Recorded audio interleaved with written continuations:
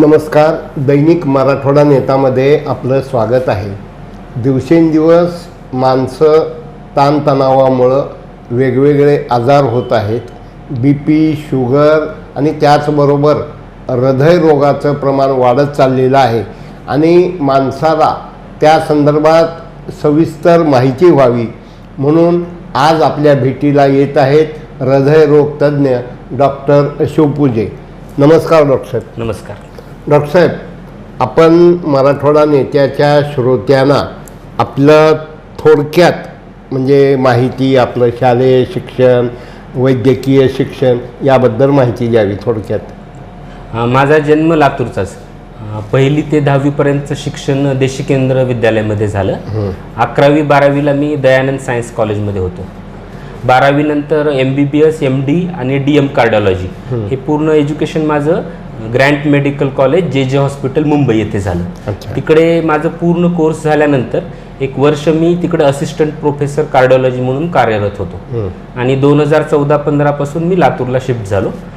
15-16 मध्ये मी life care hospital Udgir येथे कार्यरत होतो आणि 16 पासून लातूरमध्ये उपलब्ध आहे. आता सध्या शिवपूजे हार्ट केअर या नावानं माझं सिग्नल कॅम्पला हॉस्पिटल आहे, जिकडे आम्ही एक्सक्लुझिव्ह कार्डियक पेशंटला ट्रीटमेंट देतो. अच्छा डॉक्टर साहेब, की कार्डिओलॉजिस्ट डॉक्टर आणि इतर डॉक्टर याच्यामध्ये काय फरक साधारणतः? कार्डिओलॉजिस्ट म्हणजे बेसिकली हृदयरोगावरती उपचारासाठी 3 वर्ष आम्ही वेगळं शिक्षण घेतलेलं असतं. ज्या गोष्टी आपण म्हणतो की अँजिओग्राफी आणि अँजिओप्लास्टी हे जे इन्व्हेजिव्ह कार्डिओलॉजीचं पार्ट आहे ते फक्त कार्डिओलॉजिस्ट लोकच करू शकतात. अच्छा, एन्जिओग्राफी आणि एन्जिओप्लास्टीमध्ये काय फरक आहे सर नेमका? अँजिओग्राफी म्हणजे ही एक तपासणी आहे. वेगवेगळ्या कारणामुळे, जसं वाढतं वय आहे, शुगर आहे, तंबाखूचं अतिसेवन आहे किंवा आजच्या काळामध्ये वाढलेलं ताणतणाव आहे, ह्या कारणामुळे हृदयामध्ये रक्तवाहिन्यामध्ये चरबीचे थर साचून ब्लॉकेज तयार होतात. अच्छा, हे ब्लॉकेज 75-65 वयानंतर वयोमानानुसार तयार होऊ शकतात. पण आजकाल आम्ही 20-30-40 वर्षाच्या तरुणांमध्ये पण पाहतोय. तर आता मी सांगितल्यासारखी ही सगळी कारण आहे ज्याच्यामुळे घडतात. तर ही ब्लॉकेज तयार झालीत का आणि त्याच्यामध्ये कुठे रक्ताची गाठ बनली आहे का? अटॅक आला म्हणजे रक्ताची गाठ बनलेली असते. तर ह्या 2 गोष्टी बघण्याची प्रक्रिया म्हणजे अँजिओग्राफी. 99% वेळा आम्ही हाताच्या बारीक नस जी आपण नाडी बघतो त्या नाडीमधून जवळपास हृदयापर्यंत हातामधून जातो आणि हृदयाच्या ज्या नसा आहेत, ज्या डाव्या बाजूला सर्वसाधारणपणे 2 आणि उजवीकडे 1 अशा 3 मेन नसा असतात. ह्या नसांमध्ये आम्ही एक औषध टाकून बघतो. त्याच्यामध्ये आम्हाला कल्पना येते की त्याच्यामध्ये काही ब्लॉकेज आहेत का किंवा काही रक्ताची गाठ आहे का.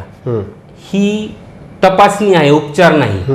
ह्याच्यावर आपलं निदान कन्फर्म होऊन जातं. आपल्याला ब्लॉकेज किती आहेत, रक्ताची गाठ किती आहे आणि त्यानुसार मग पेशंटचे सर्व त्याचा क्लिनिकल डाटा जो आहे, म्हणजे एज किती आहे, शुगर कसं आहे, त्याला अटॅक आलाय का नाही, त्याची कार्यक्षमता काय आहे, त्याला उद्या चालून काय काम करायचंय आणि आत्ताच हृदयाची कार्यक्षमता काय आहे, ह्या सगळ्या गोष्टीची सांगड घालून आम्ही त्या अँजिओग्राफीच्या रिपोर्टसह पेशंटला पुढच्या ट्रीटमेंटचा सल्ला देतो, जेणेकरून त्याचं आयुष्य जे राहणीमान आहे ते बिना त्रासयुक्त राहावं आणि ते जितके आपल्याला वाढवता येईल तेवढं आपण वाढवू शकतो. अच्छा, आणि एन्जिओप्लास्ट म्हणजे काय सर नेमकं? अँजिओप्लास्टीमध्ये जेव्हाही आम्ही अँजिओग्राफीमध्ये निदान लावतो, ही डायग्नोस्टिक प्रोसिजर म्हणतो. डायग्नोस्टिक म्हणजे निदान लावतो आपण याच्यामध्ये. अँजिओप्लास्टीमध्ये सेम प्रकारची प्रक्रिया आहे, पण ज्याच्यामध्ये आपण हृदयामध्ये ज्या रक्ताच्या गाठी जमलेल्या आहेत त्याला बाहेर काढून तो रस्ता सुरळीत करतो आणि जो ब्लॉकेज आहे तो ब्लॉकेज फुग्याने फुगून खुला करतो आणि त्यामध्ये एक स्टेंट टाकतो. मेटलचं स्प्रिंग असतं जे की स्टेंट म्हणतो आपण त्याला, जी की ती नस खुली ठेवते आणि परत बंद होऊ नये म्हणून त्या ठिकाणी औषध सोडते कंटिन्युअस, म्हणजे ती नस सुरळीत होऊन रक्तपुरवठा सुरळीत होऊन जातो. अच्छा सर, हे होऊन कशामुळे होतात आणि होऊ नये म्हणजे हृदयरोग होऊ नयेत म्हणून काय काय प्रिकॉशन घ्यावं? आता हे होण्याची कारणं जी आहेत ना, आम्ही ह्याला 2 पार्टमध्ये डिवाइड करतो. एक म्हणजे जी आपण बदलू शकत नाही, जी कारणं आपण बदलू शकत नाही, ज्याच्यामध्ये आता मेनली बघायचं म्हणलं तर वाढतं वय आहे, आपण ते बदलू शकत नाही. पुन्हा आपण एशियन लोक आहे, आपल्याला अनुवंशिकतेनंच आपली उंची कमी असते, आपलं डाएट जे आहे ते कार्बोहायड्रेट आहे, तर हे जेनेटिक रिस्क असतं काही. घरामध्ये फॅमिली हिस्ट्री म्हणतो, म्हणजे आई किंवा वडिलांपैकी जर कुणाला 65च्या आधी किंवा सख्या भावाला किंवा बहिणीला 65च्या आधी जर अटॅक आला असेल तर तुमची जोखीम वाढलेली असते. तर ह्या न बदलता येणारे फॅक्टर आहेत, हे आपण बदलू शकत नाही. पण ह्या फॅक्टर सोबतच काही ट्रीटेबल कॉजेस आहेत, जसे की सगळ्यात कॉमन जे आमचं वर्ल्ड हेल्थ ऑर्गनायझेशन म्हणजे जागतिक आरोग्य संस्था काय सांगते की 70 ते 80% हृदयरोग जे तरुण वर्गात आढळतात ते आपण टाळू शकतो किंवा कमी करू शकतो, फक्त साखर शुगर कंट्रोलमध्ये ठेवून आणि तंबाखूजन्य जे पदार्थ असतात स्मोकिंग ते टाळून आणि हेल्दी जीवनशैली म्हणजे रोजचं व्यायाम आणि आहार फॉलो करून. म्हणजे वाढलेलं शुगर, तंबाखूचं अतिप्रमाणात सेवन आणि भारतीय लोकांमध्ये खास करून सांगायचं म्हणजे आपल्याकडे आपल्या भागात त्याला छंद म्हणतात, व्यसन म्हणत नाहीत. तंबाखूचं सेवन करतात आणि पुढचे आणि मागचे दात एकदम किडलेले असतात. हे जे किडलेले दात आहेत हा सुद्धा एक रिस्क फॅक्टर आहे कोरोनरी आर्टरी डिसीज. तर तंबाखूचं सेवन, वाढलेलं साखर, ब्लड प्रेशर, चरबीचं प्रमाण, शुगरचं प्रमाण, व्यायामाचा अभाव, ह्याला आजकाल फार लोक महत्व देत नाहीत. म्हणजे मी काम करतो 2 किलोमीटर 3 किलोमीटर चालतो, ते व्यायामात पकडलं जात नाही. तुमचं जे रोजचं जीवनशैली आहे ह्याच्यामध्ये अर्धा ते 1 तास तुम्ही शारीरिक व्यायामाला दिलं पाहिजे. आम्ही सांगतो की महिन्यातून म्हणजे आठवड्यातून कमीत कमी 5 दिवस 30 ते 50 मिनिटं एरोबिक व्यायाम हा केला पाहिजे. म्हणजे वॉकिंग असेल, स्विमिंग असेल, सायकलिंग असेल, जे तुम्हाला शक्य, आठवड्यातले कमीत कमी 5 दिवस 30 ते 40 मिनिटं तुम्हाला व्यायाम करणं गरजेचं आहे. आणि अजून एक रिस्क फॅक्टर म्हणजे सध्याच्या जीवनशैलीमध्ये जो वाढत चाललेला स्ट्रेस आहे, ताणतणाव जो वाढतोय, हा पण एक फार मोठा रिस्क फॅक्टर आहे. आणि डाएट, आहार, जे चरबीयुक्त आहार किंवा आजकाल जे फ्राईड गोष्टी खाण्याचं प्रमाण वाढले, प्रिझर्व केलेल्या, आणि आपण दिवसेंदिवस नॅचरल आहारापासून दूर चाललो गेलो, तर हे सुद्धा एक कारण आहे हार्टचा अटॅक आणि हार्टचा आजार वाढण्याचं. मग ह्याला काय काय अवॉइड करावं, आहारामध्ये काय काय अवॉइड करावं आणि आणखीन काय काय प्रिकॉशन घ्यावं? आता याच्यामध्ये काही गोष्टी आम्ही एकदा का वयाची 30 ओलांडली की आम्ही सांगतो की तुम्ही वर्षाला एकदा तुम्हाला शुगर, कोलेस्ट्रॉल आणि तुमच्या घरामध्ये जर कुणाला थायरॉइड वगैरे आजार असेल तर वर्षातून कमीत कमी एकदा बघणं अपेक्षित आहे. जेणेकरून आपल्याला, कारण की जेव्हा शुगर वाढेल त्यावेळेस पहिल्यांदा शुगर वाढल्याचं काहीच लक्षण येत नाही, जेणेकरून आपल्याला लवकर कळेल.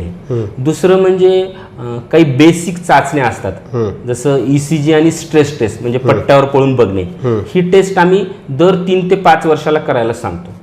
जर कुणाला BP असेल किंवा फॅमिली हिस्ट्री असेल तर आम्ही 2 ते 3 वर्षाला करायला सांगतो. डायबेटिक पेशंटला आम्ही वर्षाला करायला सांगतो, जेणेकरून आपल्याला आधीच कळून जाईल की हार्टचा आजार हे झाले का. हे होऊ नये म्हणून आपल्याला काही बेसिक साध्या गोष्टीचे नियम पाळायचे आहेत. म्हणजे तुमचं BP हे 120-80 राहावं, 140-90च्या वर राहू नये. ही एकदम साधी गोष्ट आहे. पेशंट काय म्हणतात की मी BPची गोळी खाल्ली किंवा मी शुगरची गोळी खाल्ली. BPची गोळी खाल्ली म्हणजे तुमचं BP कंट्रोलमध्ये आहे का नाही हे चेक करणं तेवढंच महत्वाचं. शुगरचं सेम आहे, तुमचं साखरेचं प्रमाण जेवणाच्या आधी 120-130 आणि जेवणानंतर 140-150 याच्यापेक्षा कमी असावं. तुमचं कोलेस्ट्रॉलचं प्रमाण जे आम्ही चरबी म्हणतो हे कुठंतरी 100 पेक्षा LDL कोलेस्ट्रॉल कमी असावं आणि HDL कोलेस्ट्रॉल 40 पेक्षा जास्त असावं. हे करण्यासाठी आपण आहारामध्ये सगळ्यात महत्त्वाचं म्हणजे तंबाखूजन्य पदार्थांचं सेवन पूर्णपणे टाळलं पाहिजे. जी नॅचरल फ्रुट्स आहेत, कलर्ड फ्रुट्स, व्हेजिटेबल्स म्हणजे पालक आहे, मेथी आहे, टोमॅटो आहे, जी नैसर्गिक फळं आहेत, जी रंगीत फळं, जी सायट्रस फळं म्हणतो आम्ही, म्हणजे मोसंबी, संत्री किंवा आता बेरीज येतात, ही सगळी फळं किंवा पपई, आंबा, ही सगळी फळं दिवसातून 4-5 वेळा तरी WHO रिकमेंडेशन आहे की तुम्ही एक छोटी वाटी भरून तरी मोड आलेलं धान्य किंवा रंगीत फळभाज्या खाल्लं पाहिजे. आणि जे आपण आज बनून उद्या राहतं म्हणजे कॅन्ड कोल्ड ड्रिंक्स असतील, कॅन्ड कॅन्ड प्रॉडक्ट असतील, हे शक्यतो जेवढी फ्राईड गोष्टी आहेत, तळलेल्या गोष्टी, त्या अवॉइड करायला पाहिजे. घरगुती वापरामध्ये जे तेल वापरतो आपण, ते तेलामध्ये रोटेशन करत राहिलं पाहिजे, रोटेट करत राहिलं पाहिजे. करडी, सोयाबीन, राईस ब्रॅन आणि ऑलिव्ह ऑइल हे आपण दर महिन्याला बदलत राहिलं पाहिजे. ह्याच्यामध्ये प्रत्येक माणसाला महिन्याला अराउंड एक 700 ग्राम पर्यंत तेल अलाउड आहे. म्हणजे एवढं तुमचं जर 4 जणांचं कुटुंब असेल तर एक 2.5-3 लिटर किंवा 2.5-3 किलो तेल महिन्याला भरपूर आहे, जे की आपण बदलत राहिलं पाहिजे दर महिन्याला. ह्या एकदम साध्या गोष्टी आहेत. रोजचा वेळेवर व्यायाम, व्यवस्थित आहार, वार्षिक एकदा आपले काही रक्ताच्या तपासण्या चेक करून घेणे, आणि आपल्याला जर समजा काही सिम्पटम्स, लक्षणं असतील तर ECG आणि स्ट्रेस टेस्ट करून घेणे. ह्या एवढ्या बेसिक गोष्टी जर फॉलो केल्या ना, तर मेजॉरिटी हार्टचे त्रास हे आपल्याला टाळता येतील, आणि इन केस काही त्रास उद्भवायला लागला तर आपल्याला त्याची लवकर जाणीव होईल. हे सगळं करून सुद्धा काही रुग्णांचा पहिलं लक्षण हे हार्ट अटॅक असं येऊ शकतं. आता रिसेंटलीच ते एक सिंगर होते, त्यांचं सडनली स्ट्रेसमध्ये अचानक देहांत झालं. हे असं पहिलं लक्षण हृदयरोगाचं असू शकतं. हे होऊ नये म्हणून आपल्याला ही जीवनशैली पाळायची. अच्छा. आणि हे करत असताना सर आहारामध्ये काय काय टाळायला पाहिजे? नेमकं हे नकोच. आता काही जण ड्रिंक घेतात, काही जण बियर घेतात. हा फार आवडीचा विषय विचारला तुम्ही सगळ्यांचे. ड्रिंक्स घेणाऱ्यामध्ये न घेणाऱ्याला घेण्याचा सल्ला कुठल्याच प्रकारचं नसतं. जे लोक ऑलरेडी ड्रिंक्स घेतात त्यांना मॉडरेशन ऑफ अल्कोहोल इंटेक म्हणून आम्ही सल्ला देतो. म्हणजे विस्की, रम किंवा जे वाईन जी आम्ही सगळ्यात चांगली समजतो, हे 30 ते 40 ml ह्याच्यापेक्षा वर लिमिट जायला नाही पाहिजे. ह्याच्यापेक्षा जास्त घेणं हे संयुक्तिक नाही. अच्छा. हे फक्त जे लोक डेली अल्कोहोल इंटेक करतात त्यांच्यासाठी आहे. त्याचे काही वाईनचे काही बेनिफिट आमच्या सायन्समध्ये आढळलेत, पण जेव्हा तुम्ही ती लेवल क्रॉस करता तेव्हा ते बेनिफिट नुकसानीमध्ये कन्वर्ट होऊन जातात. जर तुम्ही एका लेवलच्या पेक्षा जास्त गेलात तर तुमचं हार्ट मोठं होणे, हृदयाची गती मागं पुढे होणे, हृदयामध्ये कमजोरी येणे आणि हृदयाच्या झडपामध्ये लिकेज होऊन धाप लागणे, हे सगळे प्रकार घडतात. आणि आम्ही असा वर्ग फार जास्त प्रमाणात बघतो. आता पण सध्या माझ्याकडे अल्कोहोलिक हार्ट डिसीज म्हणतो एक पेशंट ऍडमिट आहे की ज्याला दारूमुळे हे सगळं घडलेलं आहे. अच्छा. नाही सर, काही जण काय म्हणतात, वाईन, बियर, ब्रँडी आणि देशी दारू ह्याच्यामध्ये जास्त डेंजर कोणतं, का सगळंच डेंजर? ऍक्च्युली सगळंच डेंजर, पण ह्याच्या एका लिमिटमध्ये घेतलं तर आमच्या सायन्समध्ये वाईनला थोडं बेनिफिट दिलेलं आहे. त्याच्यामध्ये अँटीऑक्सिडंट असतात काही. अच्छा. पण ती लिमिट मी म्हणलं ना 30-40 ml आहे, म्हणजे ते फार कमी आहे बरं. अच्छा. आता ह्या परिस्थितीमध्ये असं ऐकण्यात आलं होतं की पापड, लोणचं किंवा फ्रीजमधल्या वस्तू खाणं ही योग्य नाही, असं काही आहे का काही? आता ह्याच्यामध्ये एकदम साधा रूल आम्ही पेशंटला काय सांगतो माहिती आहे का, की जी गोष्ट आज बनून उद्या राहणार आहे ह्याच्यासाठी बनलेली आहे, त्याच्यामध्ये जर तुम्ही कधी किचनमध्ये पाहिलं असेल तर पापड, लोणची बनताना मिठाचं प्रमाण किती असतं ते विचारल्यावर लक्षात येईल की ते प्रिझर्वेटिव्ह म्हणून फार जास्त प्रमाणात टाकलेलं असतं, कारण की ती पापड वर्षभर राहावीत म्हणून. ह्या सगळ्या गोष्टी आजार असल्यावर तर 100% अवॉइड करायच्यात. अच्छा. नसल्यावर त्या जितक्या टाळता येतील तेवढं चांगलं. अच्छा. साखर आणि मीठ म्हणजे आपण अन्नात वापरायचं मीठ, ह्याच्यामध्ये म्हणजे नेमकं ठराविक वयानंतर प्रमाण कमी असावं असं काही आहे का? मीठ, साखरेचं तर डायबेटिक ज्यांच्या घरामध्ये शुगरचं हिस्ट्री आहे किंवा ज्यांना कधी आम्ही प्री डायबिटीज म्हणतो, नॉर्मल आणि डायबेटिकच्या मधल्या रेंजमध्ये, किंवा डायबेटिक रुग्ण आहेत ना, त्यांना तर ते पूर्ण अवॉइड करायचं. त्याच्यामध्ये काही कन्फ्युजन नाही. पण डॉक्टर साहेब, गोड खाऊ नये, गुलाबजामुन खाऊ नये, पेढा खाऊ नये, पण तोंडाला पाणी सुटतंय आणि ज्याला साखर आहे तो जास्त खाण्यासाठी मरमर करतो, ह्याला मार्ग काय? ह्याला मार्ग आहेत बरं, पण हे मार्ग तुम्हाला तुमच्या डॉक्टरला विचारायचे आहेत. म्हणजे सध्या जे शुगर कंट्रोल करण्याची प्रणाली उपलब्ध आहे, ज्याच्यामध्ये सगळ्यात बेस्ट आम्ही म्हणतो, आता हे थोडंसं ॲडव्हान्स झालं, सगळ्या पेशंटला आपण इतक्या लेवलपर्यंत सगळे कन्सल्टंट ट्रीट करत नाहीत, पण इन्सुलिन जे असतं त्याच्यामध्ये 2 प्रकार असतात की जे एक लगेच काम करतं, म्हणजे पहिल्या घासासोबत घेतो, आणि एक 24 तास काम करतं. तर 24 तास काम करतं ते रात्री 10 वाजता झोपताना देतो आम्ही. आणि जे लगेच काम करतं ते जर तुम्ही शिकलात शुगर बघायला आणि त्याचा डोस ऍडजस्ट करायला, तर तुम्ही जर सांगितलं की मला आता घरात वाढदिवस आहे किंवा अॅनिव्हर्सरी आहे आणि मला एक केकचा पीस खायचा आहे, तितका इन्सुलिनचा डोस वाढवून ती घेण्याची मुभा कधी कधी देण्यात येते. पण त्याच्यासाठी तुम्हाला स्वतःचं शुगर स्वतः बघण्याचं ज्ञान पाहिजे. आणि WHO म्हणतं की self monitoring is best monitoring. BP sugar मध्ये ज्या लोकांना स्वतः मॉनिटरिंग करता आलं त्यांचं आयुष्य फार जास्त असतं, ज्याचं डॉक्टर म्हणतात. कारण की डॉक्टरकडे तुम्ही 2 महिन्याला 3 महिन्याला बरे असाल तर 6 महिन्याला वर्षाला जातो. सर, नाजूक आणि अवघड प्रश्न आहे, पण तो बोललाच पाहिजे असं मला वाटतं. एक्सेस सेक्स, एक्सेस आहार किंवा एक्सेस ड्रिंकिंग ह्याच्यामुळं काही हृदयरोगावर परिणाम होतो का? एक्सेस ड्रिंकिंग तर 100% होतो. अच्छा. सेक्ससाठी जे नैसर्गिकतः आहे त्याच्यामध्ये फार काही प्रॉब्लेम उद्भवून हार्टच्या पेशंटला काही रेस्ट्रिक्शन असतात. पण ऍक्च्युली जे तरुण वर्ग किंवा जे पेशंट आहेत जे सेक्स बिना काही लक्षणं घेता करू शकतात ते हेल्दी समजलं जातं. पण सेक्स एक्सेस करण्यासाठी कधी कधी काही औषधं घेतली जातात आणि ही औषधं जी घेतली जातात ही औषधं जीवघेणी ठरू शकतात. कारण की ह्या औषधांमुळे तुमचं अचानक ब्लड प्रेशर वाढून तुम्हाला हार्टचा किंवा मेंदूचा तकलीफ होऊ शकते आणि जे तुमच्या जीवावर बेतू शकतं. त्याचा सल्ला तुम्हाला कोणच डॉक्टर देणार नाही. बऱ्याच वेळा माणसं बोलू शकत नाहीत, बायकोला बोलू शकत. एक मिनिट मागच्या विषयाबद्दल सांगतो. ह्या बाबतीत जुने लोक फार चांगलं सांगायचे की कुठल्याही गोष्टीचा अतिरेक नको.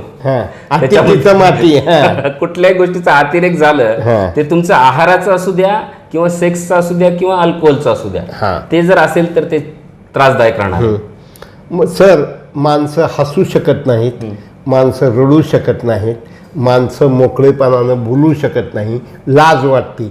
सर, मी अडचणीत आहे हे सांगायला मला लाज वाटते. किंवा तुम्हाला डॉक्टर म्हणून सुद्धा एक ऑपरेशन, दुसरं ऑपरेशन, स्ट्रेस मॅनेजमेंट डॉक्टरनी कसं करावं, कॉमन माणसाने कसं करावं, आणि फॅमिली प्रॉब्लेम मला जो वाटतोय की कुटुंब व्यवस्था विभक्त झाल्यामुळं माणसाला ताणतणाव, मन मोकळं करायला जागा नाही, रडायला सुद्धा आम्हाला लाज वाटते, हसायला सुद्धा आम्हाला लाज वाटते. यावर मार्ग काय? आता हे फार चांगला विषय बोललात तुम्ही, म्हणजे तुम्ही जो फार महत्वाचा विषय. आता मी तुम्हाला जेवढे फॅक्टर सांगितले त्या सगळ्याची तुम्हाला मी आकडे सांगितली की शुगर एवढं पाहिजे, कोलेस्ट्रॉल एवढं पाहिजे, बीपी एवढी.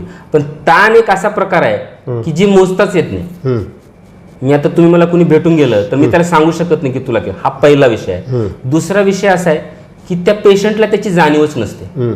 तो ओझ्याखाली असतो, जोपर्यंत ते ओझं उतरत नाही ना तोपर्यंत त्याला कळतच नाही. म्हणजे जोपर्यंत तो विपश्यनाला जात नाही किंवा मेडिटेशनला जात नाही किंवा कुठल्या नॅचरोपॅथी सेंटरला जाऊन 10 दिवस निसर्गाच्या सानिध्यात घालवत नाही तोपर्यंत त्याला कळतच नाही की मला स्ट्रेस होता म्हणून. तिसरा विषय ह्याच्यामध्ये काय, आजकाल ताण नाही असं कोणच नाहीये.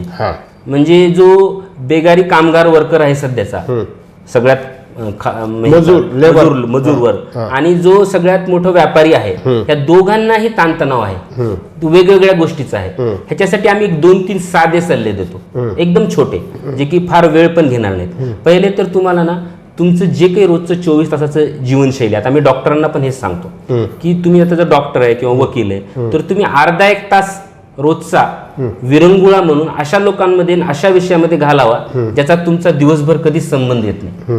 म्हणजे वकिलांना टाळावं, डॉक्टरांनी डॉक्टरांना टाळावं, आणि जे आपले मित्र परिवार आहेत ज्याच्यासोबत आपला स्नेह आहे तिकडे अर्धा 1 तास रोज व्यतीत करावा.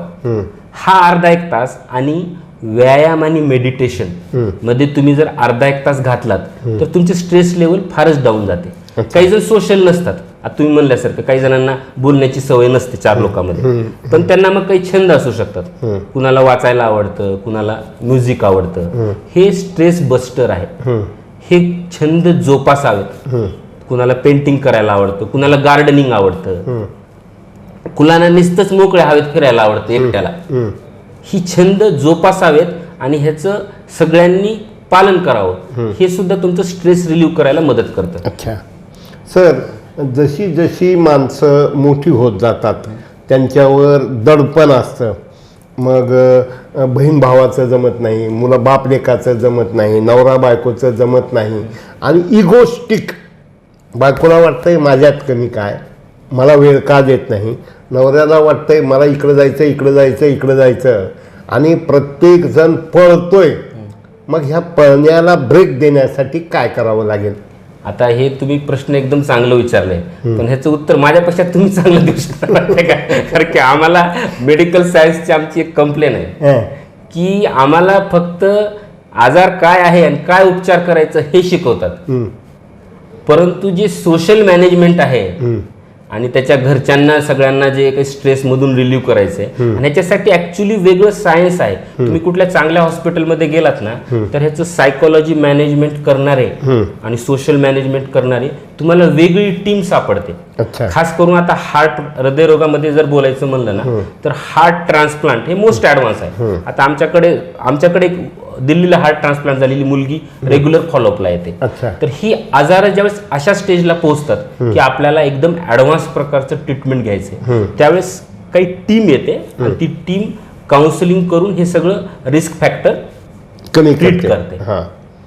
मग डॉक्टर साहेब, की आपल्याकडं म्हणजे आपल्या हॉस्पिटलमध्ये अशा हृदयरोगाच्या कुठल्या कुठल्या म्हणजे केसेस आतापर्यंत सक्सेस, फॉर एक्झाम्पल एक उद्योगपती की ज्यांना म्हणजे एकदम काय अनकंट्रोल झालं होतं, तर असे लातूरमध्ये साधारणतः आपल्याकडं महिन्यात किंवा वर्षात किती पेशंट येतात सर असे? म्हणजे आता आमचं दवाखानाच हृदयरोगाचा आहे, तर माझ्याकडे दुसरा पेशंट कुठला येत नाही बरं. त्यामुळे माझ्या पायरी चढलं म्हणजे तुम्ही समजून त्याला काहीतरी हृदयाचा त्रास सुरू झाला. परंतु असे आम्ही रोजचे एक ओपीडीला एक 25-30 पेशंट तरी पाहतो की ज्यांना हार्टचं त्रास असतं, आणि महिन्याला एक 50-60 पेशंट ऍडमिट होऊन उपचार घेऊन जातात. पण आपल्या लातूरमध्ये असे 5-7 चांगले दवाखाने आहेत की जिथं हृदयरोगाच्या पेशंटला पूर्णपणे उपचार होतात. परंतु मग प्रत्येक जण आपल्या परीनं, माझ्याकडे अँजिओग्राफी, अँजिओप्लास्टी आणि हार्ट अटॅकचे म्हणजे हृदयाची गती कमी जास्त होणे, हृदयविकाराचा झटका येणे आणि जन्मजात हृदयाचे रोग जे असतात, ह्या रोगावरती निदान आणि 90% उपचार प्रणाली उपलब्ध आहे. माझ्याकडे बायपास सर्जरीची सुविधा उपलब्ध नाहीये. तर सर, बायपाससाठी आणि बाकीसाठी म्हणजे कोणत्या लेवलला गेल्यावर बायपास करावं लागतंय? आता ह्याच्यामध्ये काय असतं, जेव्हा आजार फार जास्त बळावलेला असतो, म्हणजे आजाराचं प्रमाण जेव्हा जास्त असतं ना, 2 किंवा 3 नसांमध्ये ब्लॉकेज आहेत किंवा ते ब्लॉकेज इतके जास्त आहेत की आता त्यांना अँजिओप्लास्टिक करून आपण ओपन करू शकत नाही, अशा सिच्युएशन मध्ये आम्ही बायपास सर्जरीचा सल्ला देतो. काही पेशंट असतात की ज्यांना दोन्ही वेळेस सल्ले दिलेले असतात, म्हणजे दोन्ही करू शकतो आपण, पण लॉंग टर्म मध्ये त्याचे रिस्क बेनिफिट बघून आपण निर्णय घेत असतो. दिवसेंदिवस हृदयरोगाचं प्रमाण हे वाढत चाललेलं आहे. त्याला एअर पोल्युशन, वॉटर पोल्युशन, असे काही म्हणजे आवाजाचं पोल्युशन हे जसे जिम्मेदार आहेत, तसं आपल्या हृदयरोगाच्या प्रमाणात किती टक्के प्रमाण हे वाढत चाललेलं आहे किंवा काय अवस्था आहे 5 वर्षापूर्वी, 10 वर्षापूर्वी आणि आत्ता? आता आपण सांगायचं म्हणलं तर भारत हा तसा आता जगामध्ये लीडर होत जाईल हार्ट डिसीजच्या. बापरे. कारण की आपल्याकडे जो भारतातला डाटा आहे, म्हणजे रूरल एरिया, रूरल म्हणजे खेडेगावं जे आपण समजतो, आणि अर्बन एरिया, हा डाटामध्ये थोडीशी डिफरन्स आहे, फार जास्त नाही आहे. पण BP किंवा चरबी प्रमाण असलेलं प्रमाण कुठेतरी 25 ते 35% आहे सध्याच्या स्थितीमध्ये. आणि हार्ट डिसीज म्हणजे हृदयरोग, म्हणजे ज्याला हार्ट अटॅक आलाय किंवा ज्याला हृदयाचा त्रास आहे किंवा ज्याचं अँजिओग्राफी, अँजिओप्लास्टी किंवा बायपास सर्जरी झाले किंवा ज्याचं शुगर आउट ऑफ रेंज आहे, हे रेंज कुठेतरी 7.5 ते 12% आहे. हे फार जास्त आहे. आणि हा इन्सिडन्स ऍक्च्युली युरोपमध्ये, अमेरिकेमध्ये हा इन्सिडन्स आता हळूहळू कमी चालत चाललाय. तुम्ही जर पाहिलं असेल तर तिकडे आता हेल्दी लाईफस्टाईल फॉलो करतात, जीवनशैली रिसेंट ट्रेंड आहे. त्यामुळे वर्ल्ड वाईड जर डाटा पाहिलं तर भारतामध्ये सगळ्यात जास्त रुग्ण शुगरचे आणि हृदयरोगाचे सध्याच्याला आढळतात, आणि हा डाटा वाढतच चाललाय सध्याच्या. तर सर ह्याला prevention is better than cure म्हटल्याप्रमाणे हृदयरोग टाळण्यासाठी रामबाण उपाय काय काय? एक, हा दोन, रामबाण तीन, चार. उपाय काय असतो माहिती का? रामबाण उपायाचं सगळ्यात मेन काय असतं माहिती आहे का? ते सगळ्याला माहित असतं, हा. पण फॉलो करणं होत नाही. हां, म्हणजे एकदम साध्या भाषेत सांगायचं म्हणलं तर जे तंबाखूजन्य पदार्थाचं सेवन टाळावं, हं, बीपी, शुगर, कोलेस्ट्रॉल जे आहे ते प्रमाणात ठेवावं, रोजचं 30-50 मिनिटं व्यायाम करावा आणि काहीतरी छंद बाळगावा. एवढं जर फॉलो करून आपण जर हेल्दी डाएट घेतलं तर आपण 70 ते 80% हृदयरोग, हे मी सांगत नाहीये, हे वर्ल्ड हेल्थ ऑर्गनायझेशन सांगते की आपण 70 ते 80% हृदयरोग जे कमी वयात होतात, जे 50च्या 60च्या आधी होतात, हे आपण टाळू शकतो, त्याचं निवारण करू शकतो. अच्छा सर, विभक्त कुटुंब पद्धती ह्याला काही कारणीभूत आहे का सर? की एकाची राहणं, म्हणजे ह्या सगळ्या गोष्टी Study, तुम्ही बोलले हां. आता, विभक्त ग्रह किंवा म्युझिक, हे सगळे स्ट्रेस वाढवतात. हां, आणि हा स्ट्रेस वाढवला की स्ट्रेस हा एक मेजर कॉन्ट्रीब्युटर आहे हार्टच्या आजारामध्ये. अच्छा. तर या सर्व गोष्टीचा विचार करत असताना आपल्याकडं साधारणतः ॲप्रॉक्झिमेटली एन्जिओप्लास्ट, एन्जिओग्राफी पर मंथ म्हणजे काय रेशिओ वाढत चाललाय का कमी होत चाललाय सर? असं काही हे नसतं. म्हणजे हां. पेशंटचं, हार्टचे पेशंट जे असतात ना, त्याचं असं काही पर्टिक्युलर ह्याच्यामध्ये जास्त पेशंट आढळतात असं काही नसतं. परंतु जेव्हा सीझनल व्हेरिएशन होते, म्हणजे एकदम गरमी पडते थंडीनंतर, फेब्रुवारी महिना वगैरे जेव्हा असतो ना त्यावेळेस, आणि हृदयरोगाचे रुग्णाचं प्रमाण थोडं बहुत वाढलेलं असतं, म्हणजे आणि जो विंटर सीझन असतो थंडीचा, तो थोडा बरा समजला जातो. अच्छा. हे सगळे त्रास, पण असं काही सीझनल व्हेरिएशन फार नसतं हृदयरोगामध्ये. अच्छा. आणि हृदयरोग सर्वसाधारणपणे जर काही ताणतणाव वगैरे नसेल तर हे अर्ली मॉर्निंगला होतात. कारण की निसर्गतनंच आपल्या शरीराची रचना अशी आहे की रक्तामध्ये गाठी बनण्याची जी टेंडन्सी आहे, तुम्ही जर कधी वाचलं असेल किंवा ऐकलं असेल आधी कुठं, की पॅरालिसिस अँड हार्ट अटॅक झोपेत आला, म्हणजे सकाळी उठला आणि हार्ट काम करत नव्हता. बेसिकली पॅरालिसिस म्हणजे मेंदूत रक्ताची गाठ झाली, अटॅक म्हणजे हृदयात झाली. तर हे अर्ली मॉर्निंग फार कॉमन असतात. त्यामुळे रात्री झोपल्यानंतर 2 तासानंतर जर तुम्हाला काही लक्षणं जाणवत असतील, खोकला येऊन, धाप लागून उठावं लागत असेल, किंवा तुम्हाला अर्ली मॉर्निंग घाम येऊन अनइझीनेस वाटत असेल, तर त्या दिवशी तुम्ही व्यायाम करणं अपेक्षित नाहीये. तुम्ही जाऊन कन्सल्ट करून ECG वगैरे बघणं अपेक्षित आहे. दम्याचे पेशंट काय आणि हृदयरोग ह्याचा काही संबंध येतो का? जो आपण दमा म्हणतो, दम लागणे हां. आणि दम्याचा विकार हे वेगळं. दम लागणे दोन्हीमुळे घडतं, हार्टमुळे पण घडतं, दम्याच्या विकारामुळे पण घडतं. कोणत्याही चांगलं डॉक्टर, कन्सल्टंट हे बघून क्लिनिकली जजमेंट लावतात. म्हणजे फुफ्फुसामध्ये वेगळे आवाज येतात. जेव्हा आम्ही स्टेथोस्कोपने ऐकतो ना, तेव्हा दम्याच्या पेशंटला वेगळे आवाज येतात. काही ECG आणि इकोच्या फाइंडिंग असतात आमच्या. हे बेसिक चाचण्या आहेत. आजकाल दम लागला की ह्या सगळ्यांच्या करून घेतल्या जातात. ह्याच्यावरती आपल्याला जजमेंट येऊन जातं की दम्यामुळे आहे का हृदयविकारामुळे आहे, कारण की उपचार प्रणाली टोटली डिफरंट आहे. Sir, job satisfaction is most important. मग डॉक्टर असताल, संपादक असताल, की तुम्हाला असा आनंद की हा पेशंट चालला होता हे तुम्हाला ठाऊक असतंय आणि मी त्याला वाचवलं, असे किती घटना घडल्या असं वाटतंय सर तुम्हाला? शिकत असताना किंवा उदगीरला असताना किंवा इथं आल्यानंतर, की एक आनंद आणि प्रेरणा मिळते, आणखीन एनर्जी, असं कधी घडतंय का सर? तुम्हाला काय वाटतं? कॉमनली घडतं. आम्ही एका दिवशी आमच्या हॉस्पिटलमध्ये आम्ही 7 जणांना, तुम्ही पिक्चरमध्ये वगैरे बघितलं असेल, असं शॉक देऊन हे करतात. जेव्हा हृदयाचे ठोके एकदम वाढतात आणि हृदय स्टॉप होतं, त्यावेळेस बाजूला डिफिब्रिलेटर हवं असतं. तर ते आपण झटका देऊन हृदय चालू करतो, त्याच्या छातीवर दाब देऊन चालू करतो. त्याला आम्ही कार्डिओपल्मोनरी रिससिटेशन म्हणतो. आम्ही एका दिवशी आमच्या ICU मध्ये 7 जणांना असं डिफिब्रिल शॉक देऊन रिवाईव्ह केलं होतं. 7 पेशंट? 7 पेशंटला एका दिवशी. तर ते 7च्या 7 चालत घरी गेले. Very good. त्याच्यामध्ये एका पेशंटला आम्हाला 8 ते 10 दिवस व्हेंटिलेटरवर ठेवावं लागलं होतं. अच्छा. आमच्या एक डॉक्टर मित्राचे वडीलच होते ते. अच्छा. परंतु ते पण पेशंट व्हेंटिलेटरवर जाऊन घरी गेले. पण हे जजमेंट लागणं फार डिफिकल्ट असतं. अच्छा. पेशंटचं उद्या जे नातेवाईकांचं जे पहिलं परसेप्शन असतं, पेशंट मॅक्झिमम वेळा क्रिटिकल पोझिशनमध्ये जेव्हा पहिल्यांदा डॉक्टरला कन्सल्ट करतो, 90% वेळा त्या डॉक्टरांनी तो पेशंट आधी पाहिलेला नसतो. ते पहिल्यांदाच पाहत असतात. आणि आम्हाला उपचार सगळे माहिती आहेत, काय झटका मारायचं, कोणतं औषध द्यायचं, किती द्यायचं. पण हे दिल्यावर पेशंटचं काय होणार आहे याचं जजमेंट आम्हाला लगेच लागत नाही, त्याला टाइम लागतो. आणि बऱ्याच वेळा हा क्रिटिकल फेज जो असतो हा जाऊ द्यावा लागतो. तर ती थोडंसं टाइम कन्झ्युमिंग असतं. अगोदरच्या काळात वैद्य आणि फॅमिली डॉक्टर RMP असतील, नाडी परीक्षा करून करायचे.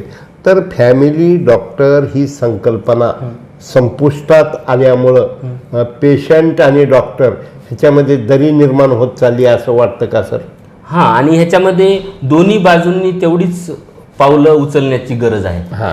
म्हणजे काय आहे, डॉक्टरांचं फील्ड इतकं व्हास्ट होत चाललंय. आता मी कार्डिओलॉजिस्ट आहे. आता आम्ही रोज पेशंट बरेचशी डॉक्टर मंडळी पण पाहतो.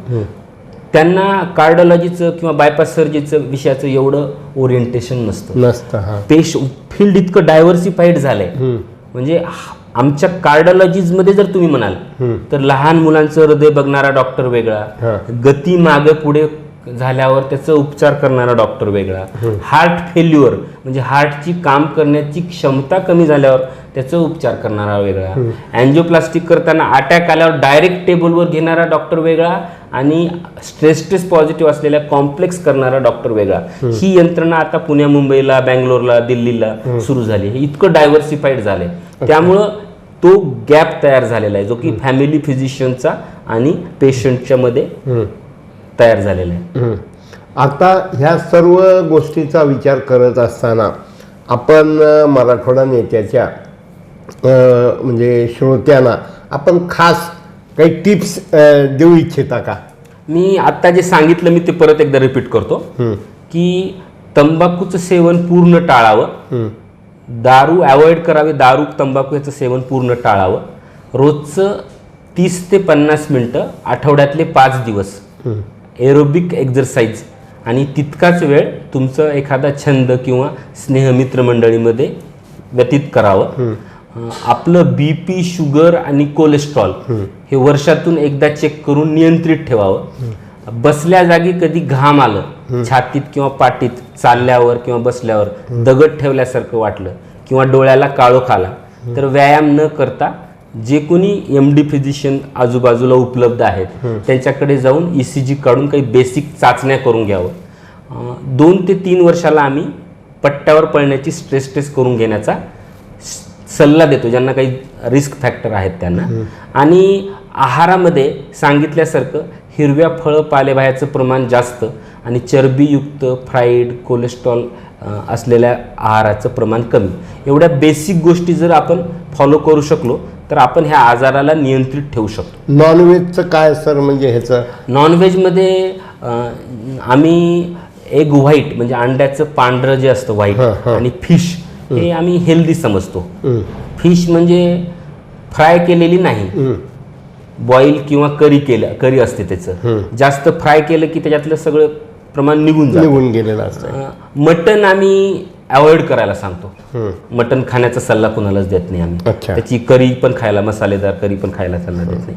चिकनचे स्मॉल पीसेस बॉईल कधी कधी महिन्यातून एखाद्या वेळेस चालतात. फिश आठवड्याला चालते, अंडी रोज चालतात. Thank you sir. खूप खूप आपण आपल्या बिझी शेड्यूलमध्ये आम्हाला वेळ दिला आणि ह्याचा जास्तीत जास्त लोकांना लाभ व्हावा यासाठी आपण जे आम्हाला मुलाखत दिलात त्याबद्दल मराठवाडा नेत्याच्या वतीनं मी आपलं मनपूर्वक आभार मानतो. श्रोत्यांना विनंती करतो, यूट्यूबवर ही मुलाखत पहा, सबस्क्राईब करा, फॉरवर्ड करा, कारण तुम्हीच फक्त आनंदी राहून चालणार नाहीत, तुमचंच हृदय चांगलं राहून चालणार नाही, तर आनंद वाटल्यानं आनंद द्विगुणित होतो. या दृष्टिकोनातून तुम्ही हा मॅक्झिमम लोकांपर्यंत संदेश पोहोचवावा एवढी विनंती करतो. नमस्कार सर. नमस्कार.